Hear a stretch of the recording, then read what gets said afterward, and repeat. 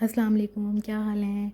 उम्मीद करती हूँ आप सब खैरियत से होंगे। आज कोई हम बहुत ही फ्लफीएस्ट किस्म के डोनट्स बनाने लगे हैं। डोनट्स में आपने बहुत सिंपल रेसिपी है, ज़रूर ट्राई करिएगा। मैंने सबसे पहले मैदा ले लिया है, उसके अंदर मैं शुगर डाल रही हूँ, 1 पिंच सॉल्ट डाल रही हूँ। सारी अमाउंट जो है वो आपको डिस्क्रिप्शन बॉक्स में मिल जाएगी। ये इसमें मैंने यीस्ट डाली है। 1 एग ले लेना है आपने, उसको रूम टेम्परेचर पर हो और आपने उसे अच्छी तरीके से विस्क कर लेना है। साथ में आपने मिल्क लेना है, उसकी अमाउंट भी मैं डिस्क्रिप्शन बॉक्स में लिख दूँगी। और उसको आपने माइक्रोवेव में थोड़ा सा वार्म कर लेना है। इतना वार्म हो जाए कि आप अगर उसमें फिंगर अपनी डिप करें तो वो आप टॉलरेट कर सकें। उसके अलावा आप मिल्क में ही मैंने 1.5 टेबल स्पून ऑलिव ऑयल डाल दिए। आप कोई भी ऑयल डाल सकते हैं। उसके बाद आपने मैदे वाले मिक्सचर में एग भी डाल देना है और साथ में जो आपने मिल्क का मिक्सचर बनाया है विद ऑयल वो भी आपने डाल के अच्छी तरीके से आपने डो को जो है ना बहुत देर तक आपने उसे गूंदना पड़ेगा आपको। शुरू में इनिशियली आप देखेंगे कि डो जो है ना वो बहुत ज़्यादा स्टिकी होगी और बहुत ज़्यादा आप कहेंगे उफ़ ये क्या हो गया। लेकिन आप यकीन करें, बिलीव मी, आप उसे गूंदते रहें और सर्कुलर मोशन में गूंदते रहेंगे और वो इतनी उस हद तक आपने उसे गूंदना है जब तक वो ख़ुद आपको लगेगा कि ये मैनेजेबल हो गई है। और आपने सर्कुलर मोशन में आगे आपको मैं दिखाऊंगी कि आप किस तरह सर्कुलर मोशन में आप मूवमेंट करेंगे और आहिस्ता आहिस्ता खुद ही डो जो है वो आपका हाथ छोड़ना शुरू हो जाएगी। और दूसरी चीज़ ये भी कर सकते हैं कि अगर आपको ज़्यादा ही परेशानी हो रही है कि डो गूंदते हुए, तो आप ये भी कर सकते हैं कि आप एक मरतबा अपना हैंड क्लीन कर लें और दोबारा जो है फिर सर्कुलर मोशंस में आप दोबारा से डो गूंदना शुरू करते हैं।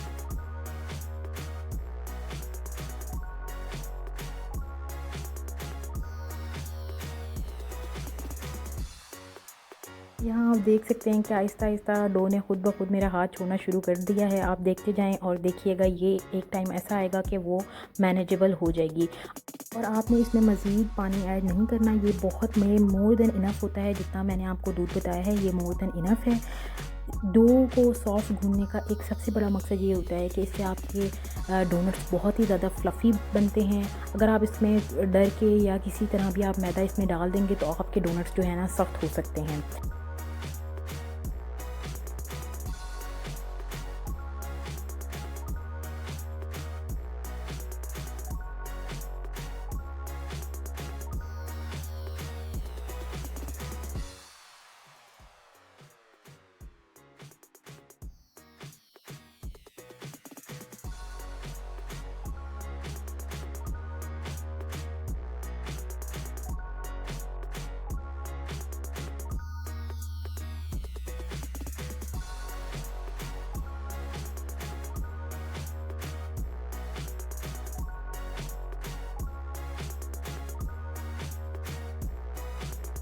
15 से 20 मिनट तक आप इसी तरह ही डो को गूंदते जाएंगे और सर्कुलर मोशन में जिस तरह मैं अभी आप देख रहे हैं कि मैं सर्कुलर मोशन में अपना हाथ भी मेरा छूटता जा रहा है और इसी तरह ये बॉल को भी छोड़ती जाएगी।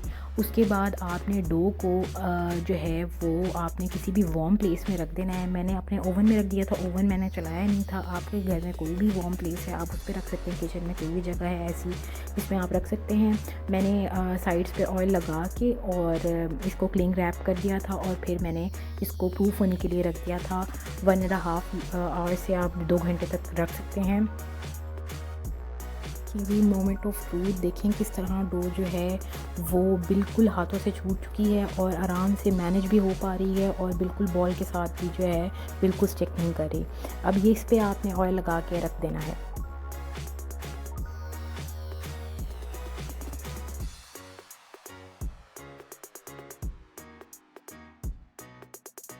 मीनवाइल हमारी डो जो है वो प्रूफ हो रही होगी, तब तक हमने डोनट्स की टॉपिंग के लिए मैंने चॉकलेट गनाश सॉस बनाई है। तो आप कोई भी सॉस बना सकते हैं, आप ये वाली सॉस भी बना सकते हैं। ये वाली सॉस भी बहुत कोई ज़बरदस्त टेस्टी होती है।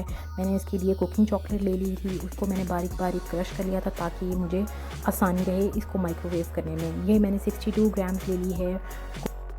इसमें आप व्हिपिंग क्रीम डाल सकते हैं, 62 ग्राम्स ही डाल सकते हैं। मैंने इससे थोड़ी सी ज़्यादा रखी है, 62 ग्राम से 120 ग्राम्स टोटल होना चाहिए था, लेकिन मैंने इसे थोड़ी सी ज़्यादा क्यों रखी है, क्योंकि मैंने थोड़ी देर बाद बनाने थे और मुझे इसको रेफ्रिजरेटर में रखना था, कुछ दिन फ्रिज में रखना था। तो मुझे ये था कि गनाश जो है वो थोड़ी थिक हो जाएगी, तो इसलिए मैंने क्रीम की अमाउंट थोड़ी ज़्यादा डाली है। अब आप देखेंगे कि मैं थोड़ा थोड़ा करके माइक्रोवेव करूँगी। आपने बिल्कुल इसी तरह ही थोड़ा थोड़ा करके माइक्रोवेव करना है, क्योंकि अगर आपने एकदम ही बहुत ज़्यादा टेम्परेचर दे देंगे तो चॉकलेट जल जाएगी। तो इसलिए आपने थोड़ा थोड़ा करके फिर आपने इसमें विस्क करना है। उसके बाद दोबारा आपने माइक्रोवेव लगाना है 10 to 15 सेकंड के लिए विस्क करना है। जैसे कि आप देख सकते हैं कि मेरी चॉकलेट तकरीबन सारी ही मेल्ट हो चुकी है। यहाँ आप देख चुके हैं कि मेरी डो जो है वो 2 to 3 टाइम्स वॉल्यूम में बढ़ चुकी है। इस तरह हाथ की मदद से आप इसको फैला लें। आप पिन व्हील भी इस्तेमाल कर सकते हैं, बिल्कुल हल्के हाथों से आप इस डो को जो है बेल सकते हैं। आपने इसकी इवनली इसको आपने बेलना है और आपने हाफ़ इंच की आपने थिकनेस रखनी है। मैं इसी तरह ही हाफ़ इंच की थिकनेस के बाद मैं इसको मेरे पास कटर नहीं था, डोनट कटर नहीं था, तो मैंने एक बॉल का लिड लिया है और उससे मैं इसको कट कर रही हूँ। और इसी तरह फिर इसके बाद इसको हम प्रूफ होने के लिए रख देंगे 15 मिनट्स। हम इनको भी प्रूफ करेंगे और उसके बाद हम फिर इनको फ्राई करेंगे। एक्स्ट्रा मैं सारा, जैसे आप देख सकते हैं कि मैं सारा एक्स्ट्रा निकाली हूँगी और इसके दूसरी शेप के डोनट बनाऊँगी। बाद आपने एक ट्रे ले लेनी है, उसको हमने ऑयल कर लेना है और उसके बाद सारे डोनट्स हम उस पर निकाल लेंगे। आपने बगैर ऑयल के नहीं रखना, क्योंकि सारे चिपक जाएंगे और फिर जब आप प्रूफ होने के बाद उठाएंगे तो फिर हमारे लिए मुश्किल हो जाएगा। अब जो बाकी बची हुई डो थी मैंने उसके 4 पार्ट्स कर लिए हैं और मैं उसे बिल्कुल जैसे हम बचपन में करते होते थे, जो स्नैक बनाते होते थे, उसी तरह हमने इसको स्नैक बनाना है। और उसकी भी मैं आपको शेप दिखाती हूँ कि मैंने इस तरह शेप बनाई है। आपको स्लो करके भी आप देख सकते हैं, ये बहुत ईजी है बनाना और बहुत ही प्यारे लगते हैं ये बने हुए और बहुत क्यूट इसकी शेप आती है। तो ये शेप भी आप ट्राई कर सकते हैं, दूसरी शेप भी आप ट्राई कर सकते हैं।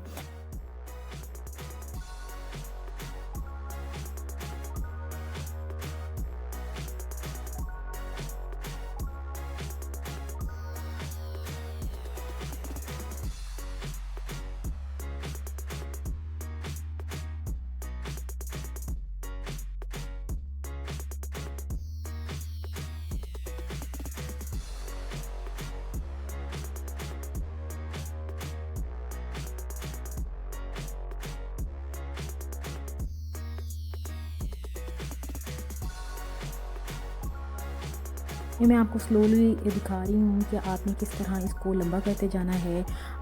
और जो है इसको लंबा करते करते आपने जब देख लेना है कि आपकी डिज़ायर लेंथ भी हो गई है और थिकनेस भी हो गई है आपके मुताबिक, तो आपने इसको इसकी 2 स्ट्रैंड्स को इस तरह पकड़ना है कि वो हाफ वे तक आ जाएं और उसके बाद जो एक्स्ट्रा है वो आपने उसके इर्द गिर्द जो हमने सर्कल बनाया है उसके बाहर रैप कर देना है। जैसे कि आप देख सकते हैं कि मैंने रैप कर दिया है।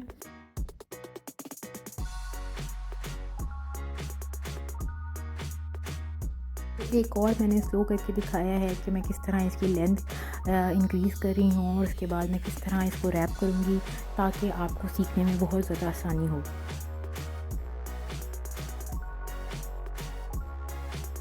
मैंने जो क्वांटिटी ली है मैदे की 300 ग्राम, इससे ऑलमोस्ट 10 डोनट्स बने हैं मेरे और 6 मैंने दिखाया है सर्कुलर बने हैं और 4 इस शेप के बने हैं। अगर आप डबल बैच बनाना चाहते हैं तो आप इसकी अमाउंट को बढ़ा सकते हैं।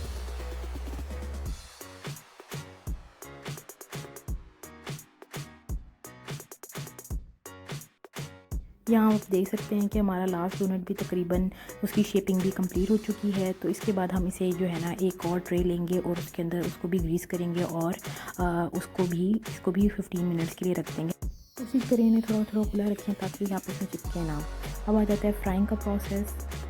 आपने फ्लेम जो है वो मीडियम से हाई रखना है। आपने छोटा सा डो का पीस रखना है अपने पास और वो आपने सबसे पहले ऑयल के अंदर डाल के देखना है आपका वो पीस जो है वो बिल्कुल बेस पे ना रहे, वो जैसे ही आप डालें तो वो ऊपर आ जाए। तो ये आपका परफेक्ट टाइम है, आपने डोनट्स को उसमें फ्राई करना है।